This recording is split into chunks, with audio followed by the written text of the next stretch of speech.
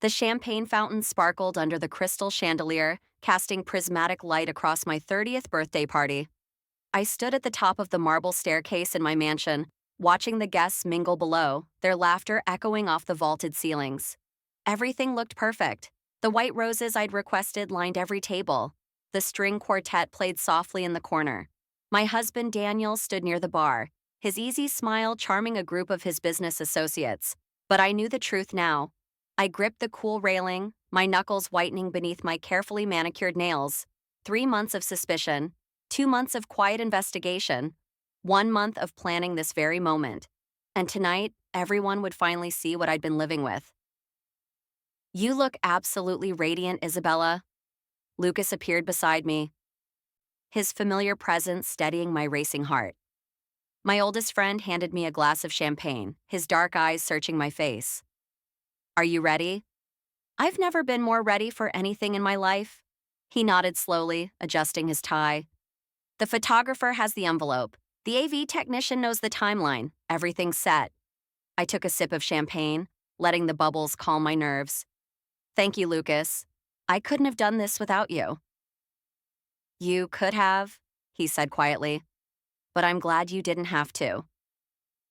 Below, I spotted Chloe entering through the French doors, her blonde hair cascading over her bare shoulders in the pale pink dress I'd helped her pick out last week. My baby sister, 25 years old and still playing the innocent victim she'd perfected since childhood. She scanned the room until her eyes found Daniel. And even from here, I could see the softness that crossed her face. My stomach turned. Victoria, Daniel's older sister, swept in behind Chloe, already heading for the champagne. Her designer dress, purchased with my money, naturally, clung to her frame as she air-kissed several guests. She caught Chloe's eye, and the two women exchanged a look that would have meant nothing to anyone else. But I'd learned to read those glances. They were the silent language of co-conspirators. "Isabella!" My mother waved from near the gift table, her smile genuine and warm. "Come down, darling. Everyone wants to toast the birthday girl." I descended the stairs slowly, deliberately. Each step brought me closer to the moment I'd been planning, the moment when everything would change. Daniel materialized at the bottom of the staircase, offering his hand with that devastating smile that had first captured my heart 6 years ago.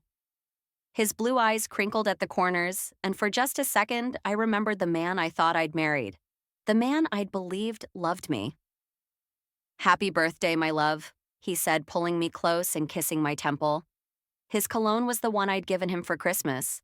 The irony wasn't lost on me. "Thank you, Daniel." I kept my voice light, my smile practiced. "Everything looks beautiful." "Only the best for my beautiful wife." His hand settled possessively on my waist as he guided me into the crowd. The next hour passed in a blur of polite conversation and false smiles. I hugged old friends, thanked guests for their lavish gifts, and played the role of the perfect hostess. But my eyes kept tracking two people: Chloe, who seemed to float through the party with her delicate laugh and doe eyes, touching arms and tilting her head in that way she did when she wanted attention, and Daniel, who I caught glancing at her more times than he looked at me. Victoria cornered me near the dessert table, her champagne glass already empty. "Isabella, darling, this party must have cost a fortune. You really do know how to throw an event." "Thank you, Victoria." I kept my tone neutral, watching her eyes dart around the room, never quite meeting mine. "And that dress," she continued, her voice slightly slurred. "Is it new? It must have been expensive." "Everything has a price," I said quietly. "Some things cost more than money." She blinked at me, uncertain, then laughed it off. "Well, you can certainly afford it. Daniel's so lucky to have married into such wealth." The mask slipped for just a moment in her eyes, revealing the resentment underneath. She'd never liked me. From the moment Daniel brought me home to meet his family, Victoria had made it clear I wasn't good enough for her precious brother. But she'd been more than happy to accept my generosity over the years, the shopping trips, the spa days, the loans that were never repaid. "Excuse me, Victoria, I need to check with the caterer." I moved through the crowd, feeling the weight of secrets pressing against my chest. How many times had I replayed the last 3 months in my mind? The first suspicious text I'd seen on Daniel's phone. The way Chloe had started finding excuses to visit more often. The hushed phone calls that ended abruptly when I entered the room. The financial irregularities in our joint account. Small withdrawals I might have missed if I hadn't been paying attention. But I had been paying attention. Finally. Isabella? Chloe appeared beside me, her eyes wide and innocent. This party is amazing. You really outdid yourself. I studied my sister's face, looking for any hint of guilt or remorse. But she'd always been an excellent actress. Even when we were children, Chloe had mastered the art of looking wounded and helpless while orchestrating chaos behind the scenes. I'm glad you're enjoying it, I said evenly. I wanted to tell you. She stepped closer, lowering her voice.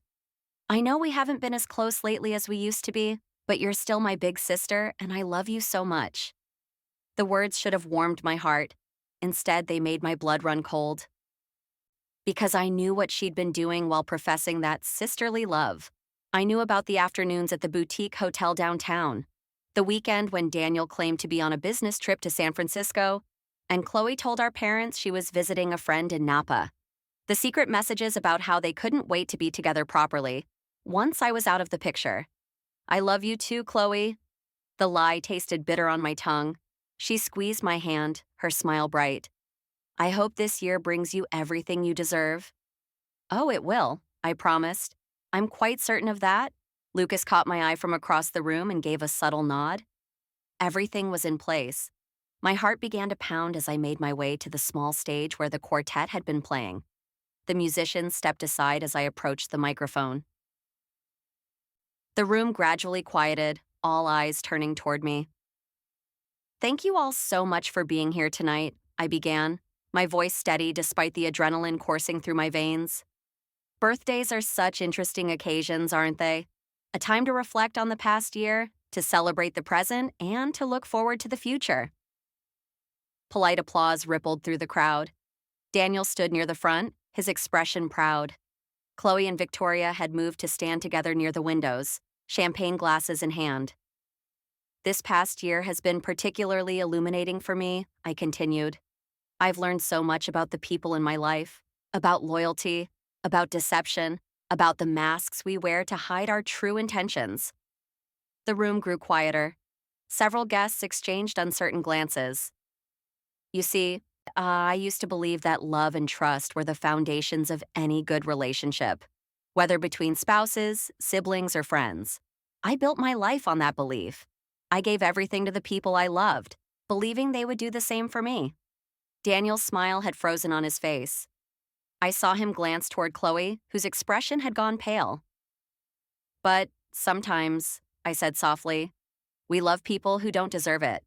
Sometimes we trust people who are lying to our faces, and sometimes the people closest to us are the very ones plotting our destruction. Isabella? Daniel stepped forward, his voice carrying a warning tone. What are you doing? I ignored him, gesturing to Lucas. He nodded to the AV technician, and suddenly the large screen behind me flickered to life. The first image appeared. Daniel and Chloe, kissing in the parking lot of a hotel I didn't recognize. The timestamp showed it was from 3 weeks ago, while I'd been visiting my mother in the hospital for her minor surgery. Gasps erupted throughout the room.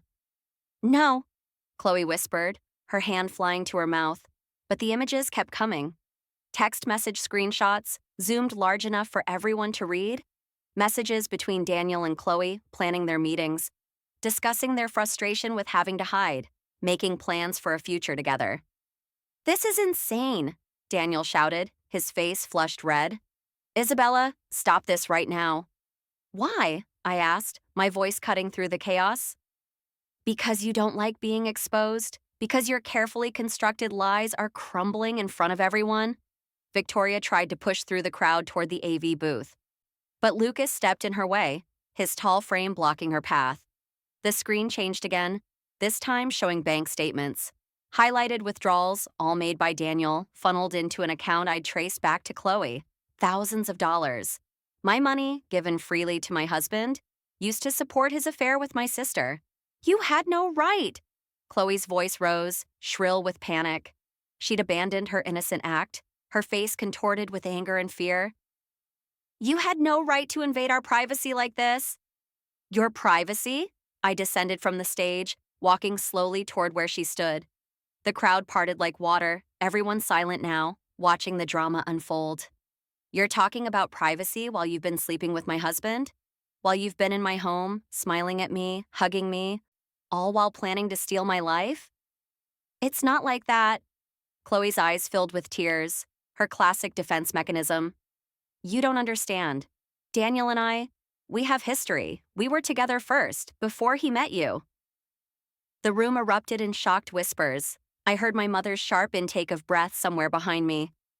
Oh, I know all about your history, I said coldly. I know you dated Daniel 5 years ago and it ended badly. I know you were heartbroken, just like you were when that wealthy boyfriend of yours cheated on you.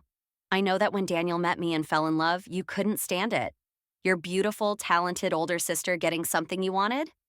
That's not true. But her voice wavered. Isn't it? I turned to address the room.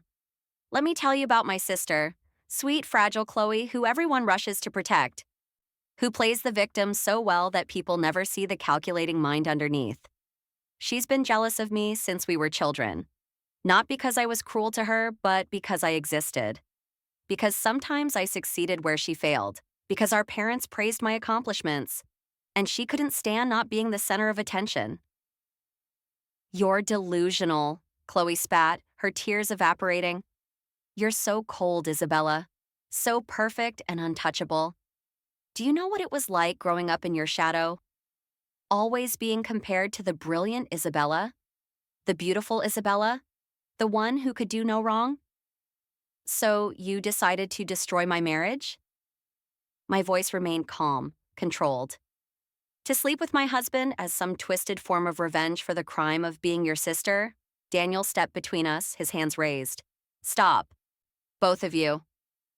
Isabella, I know you're hurt, but this public spectacle is unnecessary. We can talk about this privately, work through it. Work through it? I laughed, the sound harsh and bitter. The way we worked through your late nights at the office, the way we talked about your growing distance. I tried to communicate with you, Daniel. For months, I asked if something was wrong, and you looked me in the eye and lied. I never wanted to hurt you, he said, but his voice lacked conviction. You just wanted my sister more. I looked at him, really looked at him, and felt nothing. The love I'd carried for 6 years had died somewhere in the process of uncovering his betrayal. You know what the pathetic part is? I would have fought for you. If you'd come to me honestly and said you weren't happy, that you'd fallen for someone else, I would have been devastated. But at least you would have respected me enough to tell me the truth. Isabella, please. But you didn't respect me. Neither of you did. I turned to Victoria, who'd been trying to slip toward the exit. And you, Daniel's loving sister who's spent years living off my generosity while despising me. You knew about the affair. You helped them hide it. Victoria's face went white. I don't know what you're talking about. Don't you?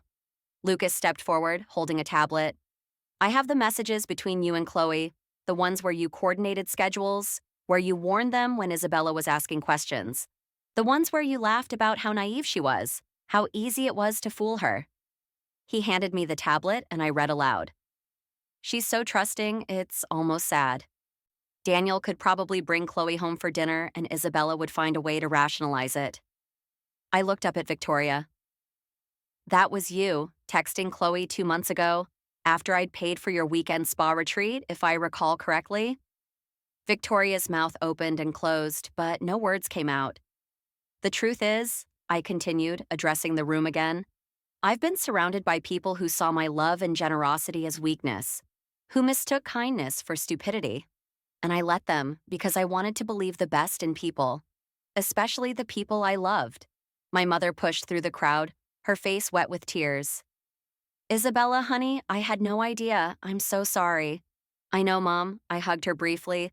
This isn't your fault, or Dad's. You raised us both with the same values. But somewhere along the way, Chloe decided those values didn't apply to her. Chloe had sunk onto a nearby chair, her perfect facade completely shattered.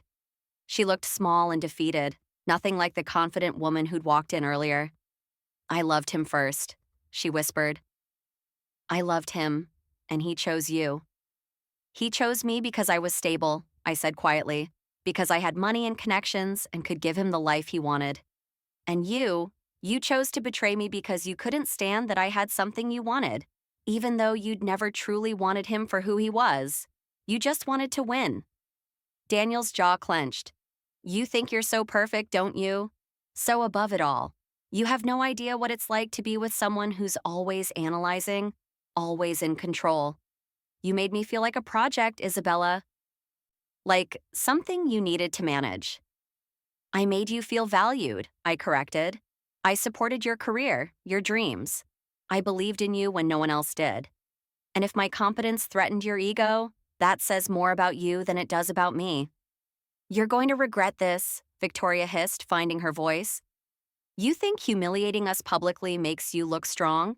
It makes you look vindictive and cruel. No, Lucas said firmly, moving to stand beside me. It makes her look like someone who refuses to be a victim.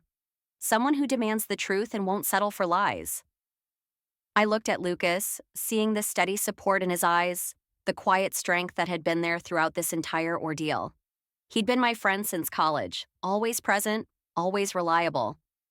And in the past 3 months, as my world crumbled, he'd been the one person I could count on completely.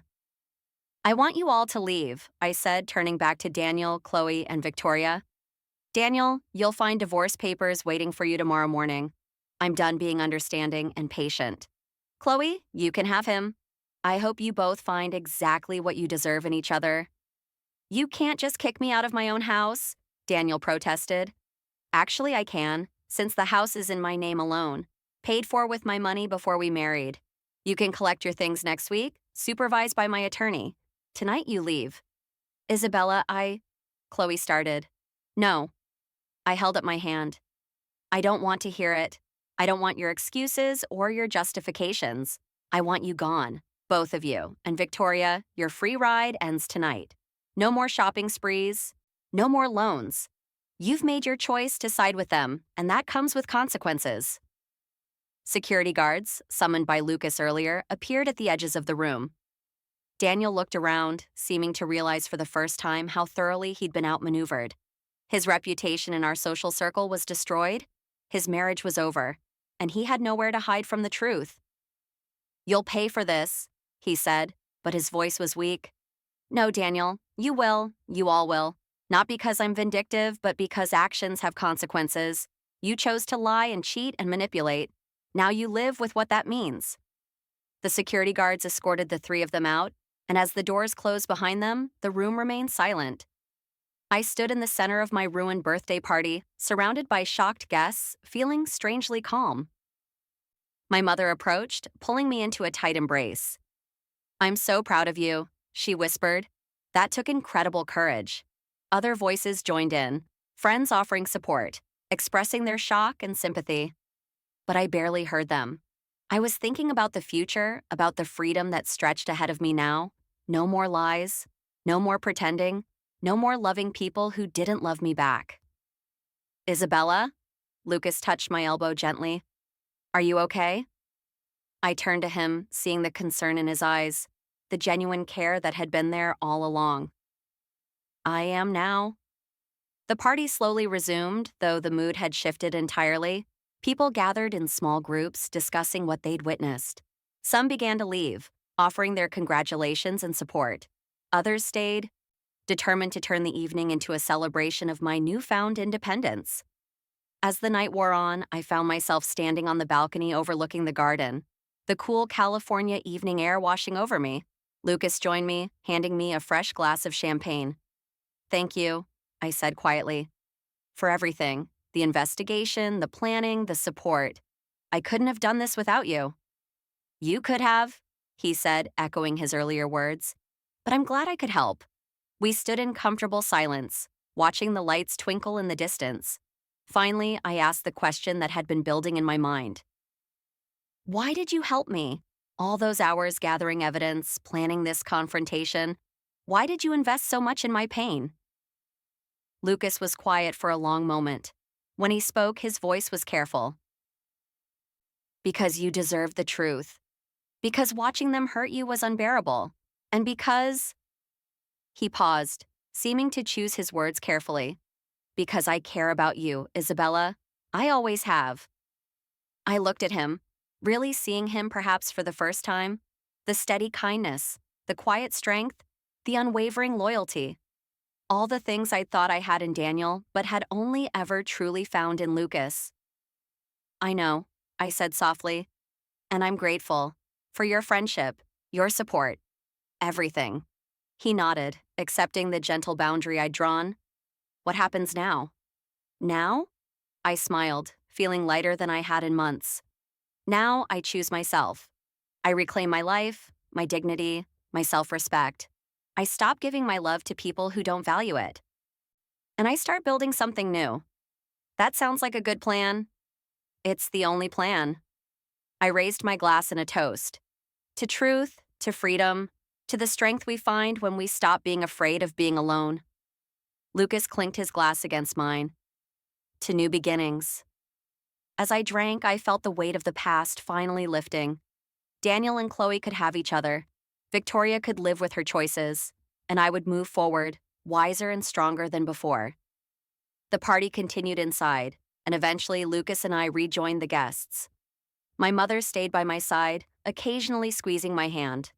True friends surrounded me with warmth and support. And slowly, the catastrophe of the evening transformed into something else entirely. A celebration of survival, of truth, of refusing to be a victim. When the last guest finally left around midnight, I stood alone in my house, surrounded by the debris of the party and the wreckage of my old life. Tomorrow would bring lawyers and difficult conversations and the hard work of rebuilding. But tonight, I simply stood in the silence, feeling something I hadn't felt in months. Peace. Love can blind us, I thought, remembering Chloe's tears and Daniel's protestations and Victoria's venom.